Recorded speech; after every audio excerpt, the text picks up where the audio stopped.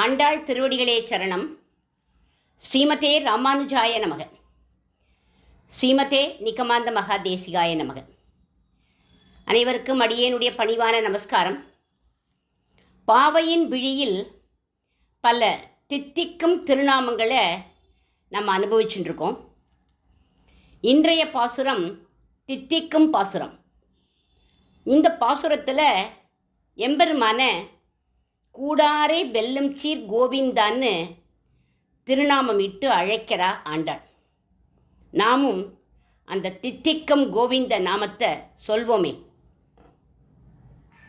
கூடாரை வெல்லும் சீர் கோவிந்தா உன் தன்னை பாடி பறை கொண்டு யாம்பரு சம்மானம் நாடு புகழும் பரிசினால் நன்றாக சூடகமே தோள் வளையே தோடு எழுதமி பூவே பாடகமே என்றனைய பல்வதனம் யாமறிவோம் ஆடையிடப்போம் அதன் பின்னே பால் சோறு மூடனே பெய்து முழங்கே வழிவார கூடியிருந்த குளிர்ந்தோரெம்பாவாய்.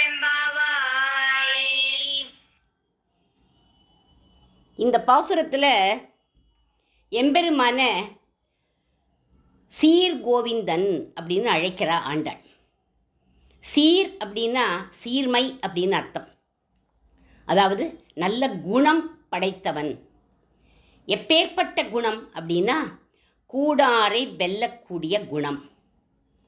பகவானோடும் பாகவதர்களோடும் கூடாதவர்களை ஜெயிக்கக்கூடிய வல்லமை படைத்தவன்னு மட்டும் புகழல ஆண்டாள்.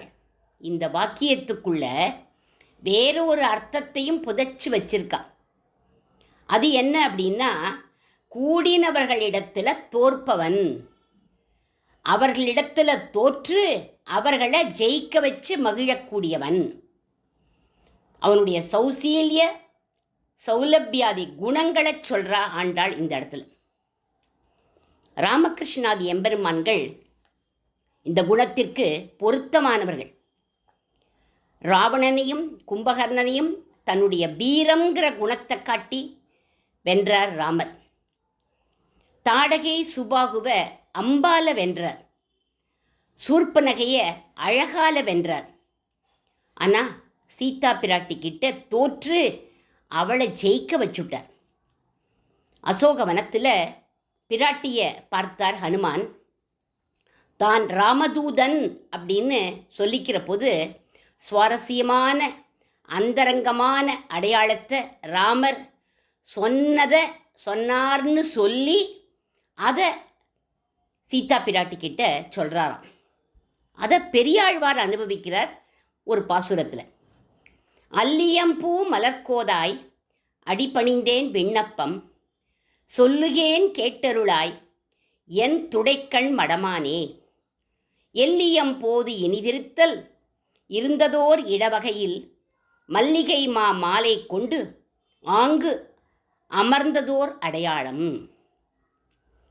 இதில் சொல்கிற காட்டுக்கு வரத்துக்கு முன்னாடி விவாகமாகி கல்யாணமாகி 12 வருஷம் சீதா பிராட்டியும் ராமரும் அயோத்தியில் ரொம்ப சந்தோஷமாக இருந்தாளாம். ஒரு நாளைக்கு எல்லா ராஜ்ய காரியத்தையும் முடிச்சுண்டு அப்போ தான் சயன கிரகத்துக்கு ராமர் வந்தார். வந்த உடனே அவருக்கு ஒரு ஞாபகம் வந்துடுத்து, நம்ம ஏதோ ஒரு வேலையை முடிக்கணும் அப்படின்னு தோணி போயிடுது. உடனே கிளம்புறார். அப்போது பிராட்டி சொல்கிறார், இப்போ தானே எல்லா வேலையும் முடிச்சுட்டு வந்தீர், சித்த நாள் இங்கே விஷ்ராந்தியாக இருக்கலாமே அப்படின்னு சொல்லி ராமரை ஒரு மல்லிகை மாலையால் கட்டி வச்சுட்டாளாம், கட்டி போட்டுட்டாளாம்.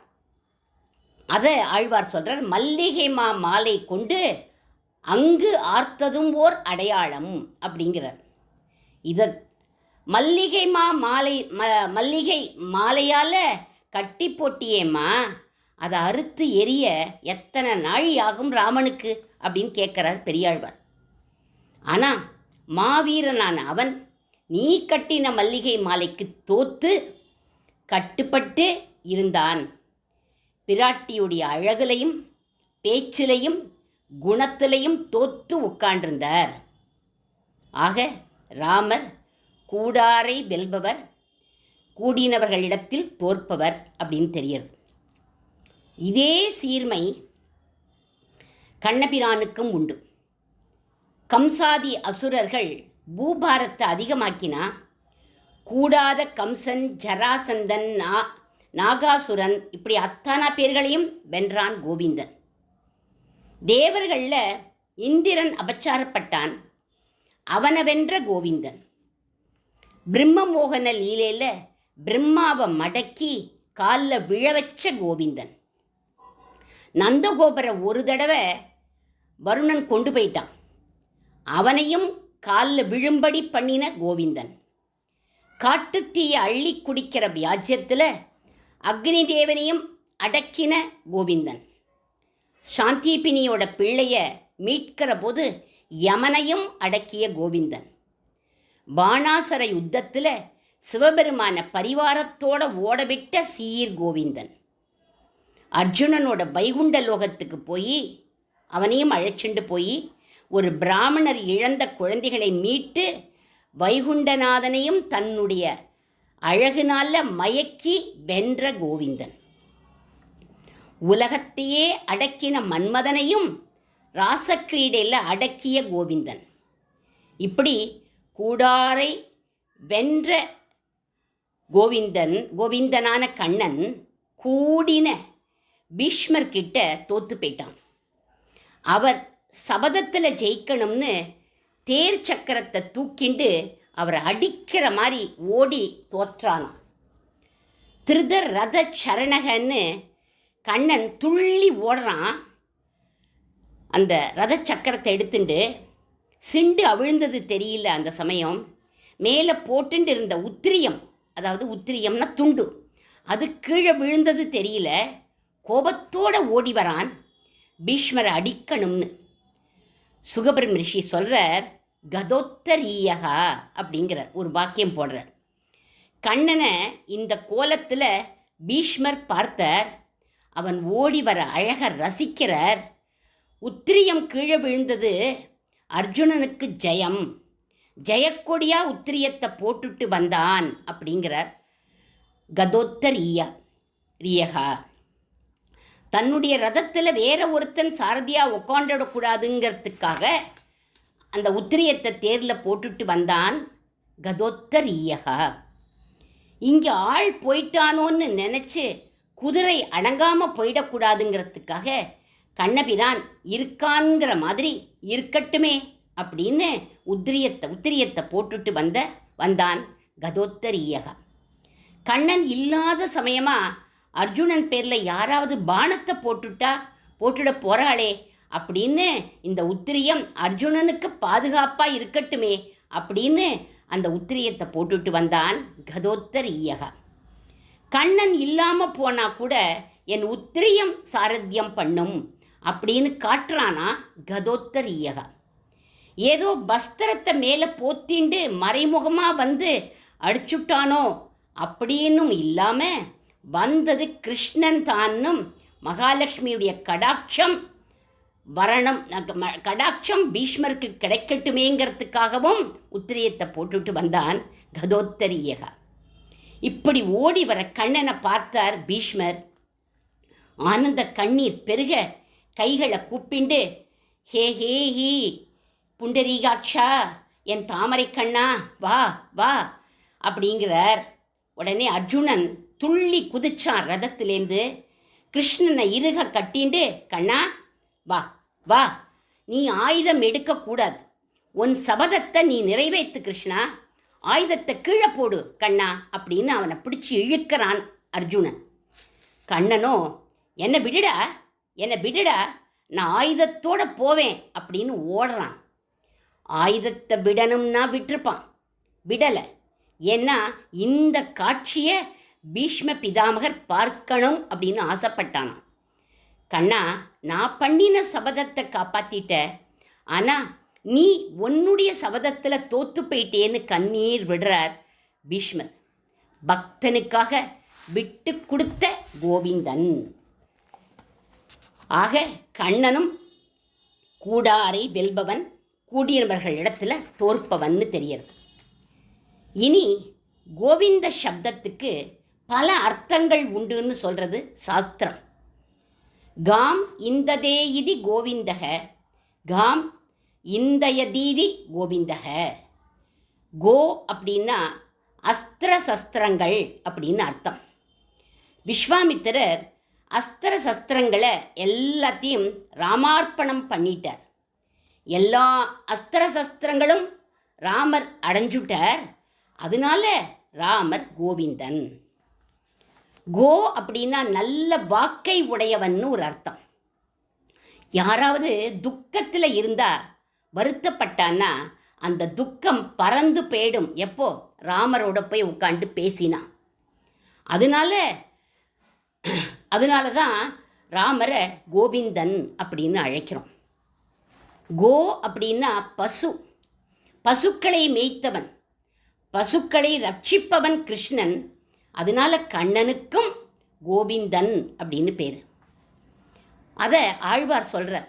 மாயச்சகடம் உதைத்து மருது இருத்து ஆயர்களோடு போய் ஆனிரை காத்து அணி வேயின் குழல் ஊதி வித்தகனாய் நின்ற ஆயர்கள் ஏற்றினை பாடிப்பற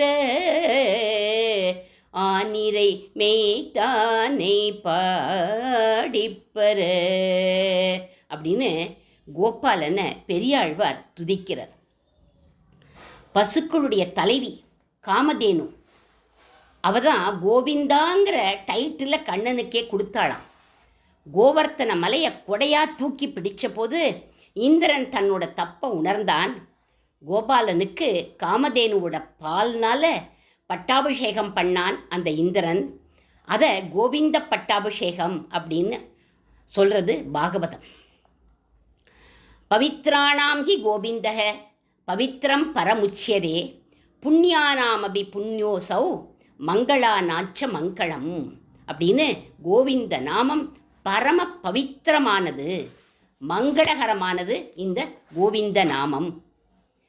ஆதிசங்கர பகவத்பாதரும் கோவிந்த நாம பஜனையை பண்ணுங்கோ அப்படின்னு தான் சொல்கிறார் அவர். பஜ கோவிந்தம் பஜ கோவிந்தம் கோவிந்தம் பஜ மூடமதே சம்பிராப்தே சந்நிகிதே காலே நஹி நஹி ரக்ஷதி டுக்ருகரணே அப்படின்னு பஜகோவிந்தம் பாடுங்கோ, கோவிந்தனை பாடுங்கோங்கிறார். சாப்பிட்ற போது கோவிந்த நாமத்தை சொல்லிட்டு கவளமாக வாயில் போட்டுக்கோங்கோ, சாப்பிட்ட உணவு எளிதில் ஜீரணமாயிடும் அப்படிங்கிறார் காஞ்சி மகா பெரியவா. அவ்வளவு உயர்ந்தது இந்த கோவிந்த நாமம். அதனால தான் ஆண்டாள் கூடாரை வெல்லும் சீர் கோவிந்தான்னு அழைச்சு, கண்ணா எங்களுக்கு அணிகலன்களெல்லாம் கொடு. என்ன அணிகலன்கள்? சூடகம், தோள்வளை, தோடு, செவிப்பு, பாடகம்ங்கிற அணிகலன்கள், ஆடை எல்லாத்தையும் நீ கொடுக்கணும். எங்களோட கூட உட்காண்டு மூடனை பெது முழங்கை வழிவார சாப்பிடணும் அப்படின்னு கேட்குறா ஆண்டாள். இனி தூப்புல் குலமணியும் சீர் கோவிந்தன்னு அவருடைய பெருமை பேசப்படுறது இந்த பாசுரத்தில். கூடாரை வெல்லும் சீர் கோவிந்தன். கோ அப்படின்னா நல்ல வாக்குவன்மைன்னு பார்த்தோம் இல்லையா? வாக்குவன்மை எப்படி வரும் அப்படின்னா ஆச்சாரியனுக்கு கைங்கரியம் பண்ணினாத்தான் அந்த வாக்குவன்மை வரும் அப்படிங்கிறார். யார்? ஆதிவன் ஷடகோபனுடைய ஆச்சாரியன் கடிகாசதம் அம்மாள். கடிகை அப்படின்னா ஒரு முகூர்த்த காலத்துக்குள்ள என்ன பண்ணுவார்னா அவர் 100 ஸ்லோகம் பாடிடுவார். அதனால்தான் அவருக்கு கடிகாச்சலம் அம்மாள்னு பேராம். இவர் நடாதூர் அம்மாள் வழியில் வந்தவர். இவர் ஒரு ஸ்லோகம் சாதிக்கிறார். அதில் சொல்கிறார், அனாராதித்ய காலிம் அனாஸ்வாத்திய டோலிம் வினா மந்திர தந்தரைஹி ருதே சப்த சூர்யாத்து பிரபஞ்ச பிரசித்த பிரபந்த பிரவர்த்தா விரிஞ்ச பிரபஞ்சே மதன்ய கவிக்கக. கவிகளுக்கே உரிய சாத்வீக அகங்காரத்தோட இந்த ஸ்லோகத்தில் அவர் என்ன சொல்கிறார் அப்படின்னா, என்னை போல கவி பாடுபவன் லோகத்தில் கிடையவே கிடையாதுங்கிறார். ஏன்னா நான் ஒரு காளி தேவதையை ஆராதனம் பண்ணியோ இல்லை கௌரிக்கு பூஜை பண்ணியோ இந்த வாக்கு வன்மையை நான் பெறலை. இல்லை ஒரே நாளில் வித்யாபதி உனக்கு பேசும் வன்மையை தந்தோம்னு எனக்கு இதை யாருமே கொடுக்கவும் இல்லை. ஏதோ மந்திர தந்திரத்தினாலேயும் இந்த வாக்கு வன்மையே எனக்கு கிடைக்கல. என்னுடைய முயற்சியாலேயும் இந்த வாக்கு வன்மையை நான் பெறலை. ஒரே நாளில் எனக்கு இதை யாருமே தரவும் இல்லை. எனக்கு இந்த வாக்கு வன்மை எப்படி வந்தது தெரியுமா? நான் என்னுடைய ஆச்சாரியனுக்கு கைங்கரியம் பண்ணி பண்ணி பண்ணி அவருடைய அனுகிரகத்தினால வந்த வாக்கு வன்மை இது. இதை யாராலையும் அசைக்க முடியாது அப்படிங்கிறார் அப்படிங்கிறார் இந்த கடிகாச்சரம் அம்மாள். இவளுடைய வம்சத்தில் தான் நடாதூர் அம்மாள் வம்சத்தில் இவர் வந்தவர். நடாதூர் அம்மாள் வம்சத்தில் வந்தவர் தான் யார்? நம் சுவாமி வேதாந்த தேசிகனும்.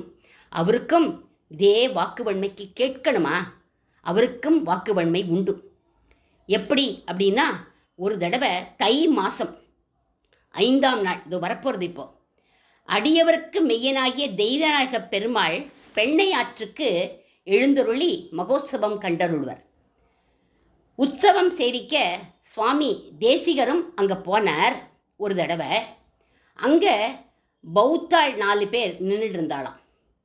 புத்தர் அப்படின்னா ஒரு பட்டம், அதில் ஃபேமஸ் யாருன்னா கௌதம புத்தர். இவாளுக்கு வேதமே கிடையாது. அந்த புத்தா அவளுக்கு புத்தம் சரணம் கச்சாமி அப்படின்னு தான் அவள் அந்த வழியில் தான் போவா. இவாளோட வாதம் சூன்யவாதம்னு பேர். அதாவது ஆத்மா படைப்பதற்கு முன்னாடி இல்லை, அது பின்னாடியும் இல்லை, நடுவலையும் இல்லை, அதனால ஆத்மா சூன்யம் அப்படின்னு சொல்லுவாள். இவாக்கிட்ட தேசிகர் சொல்கிற, ஆத்மாவை முதல்ல படைக்கவே முடியாதுப்பா, அதை அழிக்கவும் முடியாது அப்படின்னர். அதெல்லாம் அவள் எடுத்துக்கவே இல்லை, கன்சிடர் பண்ணவே இல்லை. அவளுக்கு 4 வாக்கியங்கள் தான் பிரமாணம். சர்வம் சூன்யம் சூன்யம், சர்வம் ஷணிக்கம் ஷணிக்கம், சர்வம் துக்கம் துக்கம், சர்வம் சுலக்ஷணம். இந்த 4 வாக்கியங்கள் தான் அவளுக்கு எப்போவுமே பிரமாணம். இந்த பௌத்தர்களுக்கு பக்கத்தில் இன்னொரு பிரிவு யாருன்னா ஜைன சந்நியாசிகள்லாம் நின்றுட்டுருக்கா. ஜைனர்களுக்கு அஹிம்சா பரமோ தர்மக அப்படின்னு அவள் சொல்வா. எப்போவுமே எதையுமே ஹிம்சை பண்ணக்கூடாது, அஹிம்சையோடு இருக்கணும் அப்படிம்பாவா. இவாளுக்கு பக்கத்தில் இன்னொருத்தர் நிற்கிறா. யாருன்னா பாசுபதாள். 2 பேர் வந்திருக்கா. அவளை காபாலிகர்கள் அப்படின்னு சொல்லுவாள். இவா தீர்த்தத்தை எப்படி சாப்பிடுவான்னா, இறந்து போனவளுடைய கபாலம் இருக்கு இல்லையா, மண்டை ஓடு, அதில் வச்சுட்டு தான் குடிப்பாளாம். இந்த மாதிரி 19 ஸ்கூல்ஸ்லேருந்து தேசிகரோட வாதம் பண்ணுறதுக்காக அந்த பெண்ணையாத்தங்கரையில் இவாள்லாம் நிற்கிறா. தேசிகர் பெருமாளை சேவிக்கிறதுக்கு வந்திருக்கார், இவாள்லாம் வந்து நிற்கிறா. ஒவ்வொரு மதத்தையாக நம் சுவாமி கண்டிக்கிறார். பௌத்தாளை பார்த்து கேட்குறார், பக்தன்னு சொல்கிறியப்பா நீ, புத்தன்னு சொல்கிறியப்பா நீ, அவரை இந்த புத்தனை நீ நம்புறியா அப்படின்னு கேட்டார். ஆமாம் நான் நம்புகிறேன் அப்படின்னு சொன்னான் அவன். ஒரு ஆள் சொன்னதை நம்புறியே, அது பொய்யா இருந்தால் என்ன பண்ணுவ அப்படின்னு சொல்லி அவனை மடக்கி அவனை ஜெயிச்சுட்டார். அடுத்தது ஜெயினன் கிட்ட சொல்கிறார், உங்கள் மதத்தில் சந்நியாசம் நீங்கள் எப்படி வாங்கிப்பேள் அப்படின்னு கேட்டார். அவன் சொன்னான், தலையிலேருந்து கால் வரை உள்ள முடிகளெல்லாம் ஒன்றொன்னா அவளே புடுங்கிக்கணும், அப்போ தான் சந்நியாசம் அப்படின்னா. இது ஹிம்சை இல்லையாப்பா, அஹிம்சா பரமோ தர்மகங்கிறளே, இது ஹிம்சை இல்லையா, வாயை திறக்கக்கூடாது, நீ போந்தண்ட அப்படின்னு விரட்டிட்டார் அவனை. பாசுபத காபாலிகளை பார்த்து கேட்குற, நீ வேதத்தை கடைப்பிடிக்கிறேன்னு சொல்கிறியே, எந்த வேதத்தில் சொல்லியிருக்கு தீர்த்தத்தை கபாலத்தில் மண்டை ஓட்டில் வச்சுட்டு சாப்பிடலாம்னு சொல்லு அப்படின்னு கேட்டார். சுடுகாட்டில் எரிஞ்சுட்டு உடலில் இருக்கிற அந்த சாம்பலை பூசிக்கணும்னு எந்த தர்மத்தில்ப்பா சொல்லியிருக்கு அப்படின்னு அவளையும் மடக்கினர். இப்படி 19 மதங்களை கண்டிச்சார் நம் சுவாமி. வீரவல்லி ஹஸ்தீசருங்கிற பிற்காலத்தில் வந்த பிரம்மதந்திர சுதந்திர ஜீயர் இவைகள் அத்தனையும் அவர் மடக்கி மடக்கி பேசுகிற அத்தனையும் அந்த டிபேட் அத்தனையும் அழகாக எல்லாத்தையும் ஏடுபடுத்தினர். அதுதான் என்ன கிரந்தம் அப்படின்னா பரமத பங்கம் அப்படிங்கிற ரகசிய கிரந்தம். அந்த கிரந்தத்தில் ஒரு ஸ்லோகம் பாருங்கோ. மானங்கள் இன்றி வகுத்து உரைக்கின்ற மதங்கள் எல்லாம் தானங்கள் அன்று தரும் நெறிக்கு என்று சாற்றிய பின் வானம் கவர்ந்து மறைமுடி சூடிய மாதவத்தோன் ஞானங்கள் ஒன்ற நடக்கின்ற நல்வழி நாடுவமே. தன் அடிக்கீழ் உலகு ஏழையும் வைத்த தனி திருமால் பொன்னடிக்கு ஏற்கின்ற புண்ணியர் கேண்மின் புகழ் அறிவார் முன்னடி பார்த்து முயலுதலால் அவர் பின் சாயை என பின்னாடி பார்த்து நடந்து பெரும் பதம் ஏறுவோமே அப்படின்னு அந்த ஸ்லோகத்தில் பரமபத பங்கத்தில் ஒரு ஸ்லோகத்தில் சொல்கிறார். இதை எப்படி கண்டுச்சேன் அப்படின்னு இப்படி அழகாக பாடியிருக்க. பகவானோட கூடாத ஜீவர்களை தன்னுடைய கிரந்தங்கள் மூலமாகவும் உபதேசங்கள் மூலமாகவும் வசப்படுத்தி பாகவத கோஷ்டியோடு சேர்க்கும் வாக்குவன்மை பெற்றவர் யார் அப்படின்னா நம் சுவாமி வேதாந்த தேசிகன். கூடாரை வெல்லும் சீர் கோவிந்தன் இவர். அடுத்த பதம் உந்தன்னை பாடிப்பறை கொண்டு யாம்பெரு சன்மானம். மோட்சத்திற்கான உபாயத்தை அனுஷ்டித்த பின் பிரபன்னர்களாகிய அடியவர்களான நாம் பெரும் சன்மானம் எது அப்படின்னா நாடு புகழும் பரிசினால் நன்றாக நாடே புகழற மாதிரி ஆச்சாரியன் சுவாமி வேதாந்த தேசிகன் புகழ பாடணும், அவரை கொண்டாடணும். சுவாமியே ரகசியத்ரய சாரத்தில் சொல்லியிருக்கார். குரும் பிரகாசையே தீமான் மந்திரம் யத்னேன கோபயேத்து அப்படின்னு சொல்லியிருக்கார். ஆச்சாரியனை புகழ்ந்து பாடணும், ஆனால் அவர் சொன்ன மந்திரத்தை ஓப்பனாக வெளியில் சொல்லக்கூடாது அப்படின்னு அவர் வச்சுருக்கார். இவரை புகழ்ந்து பல சிஷ்யர்கள் பல கிரந்தங்களெல்லாம் அருளி இருக்கா, இவரை புகழ்ந்து பாடியிருக்கா. சூடகம் தோள்வளை தோடு செவிப்பு பாடகம் என்ற பல்கலனும் யாம் அணிவோம். சுவாமி தேசிகன் 5 ரக்ஷா கிரந்தங்கள் அருளியிருக்கார். ரகசிய ரக்ஷை, சச்சரித்திர ரக்ஷை, பாஞ்சராத்திர ரக்ஷை, நிட்சேப ரக்ஷை, கீதார்த்த சங்கிரக ரக்ஷைன்னு 5 கிரந்தங்கள், ரகசிய கிரந்தங்கள். அவைகளெல்லாம் கிரகித்து எங்களுடைய புத்திக்கு அணிகலன்களாக அணிவோம் அப்படிங்கிறார்கள் சுவாமியினுடைய சிஷ்யர்கள்லாம். ஆடை உடுப்போம், ஆச்சாரியன் கொடுத்த ஞானம்ங்கிற ஆடையை நாங்கள் உடுத்திப்போம். அதன் பின்னே பால் சோறு, அகம் அமன்னாத அகம் மன்னாதக அப்படின்னு பகவானையே உணவாக, பகவானுடைய அனுபவத்தையே உணவாக அளிக்கிறார்கள் ஆச்சாரிய புருஷர்கள். மூடனை பெய்து முழங்கை வழிவார சுவாமி தேசிகரின் ஸ்ரீசுக்திகளை சேவித்து அந்த ரசானுபவத்தில் நாங்கள் மூழ்கி கூடியிருந்து குளிர்ந்து தேசிக அடியார்களுடன் கூடியிருந்து தாபங்களை எல்லாம் நீக்கி மகிழ்ந்து இருப்போம் அப்படின்னு ஒரு சிஷ்யன் சுவாமியின் பெருமையை பேசுவதாக அமைந்தது இந்த பாசுரம்னு சொல்லி ஆச்சாரியன் சுவாமி வேதாந்த தேசிகருக்கு பல்லாண்டு பாடி அமைகிறேன். சுவாமி தேசிகன் திருவடிகளே சரணம், ஆண்டாள் திருவடிகளே சரணம்.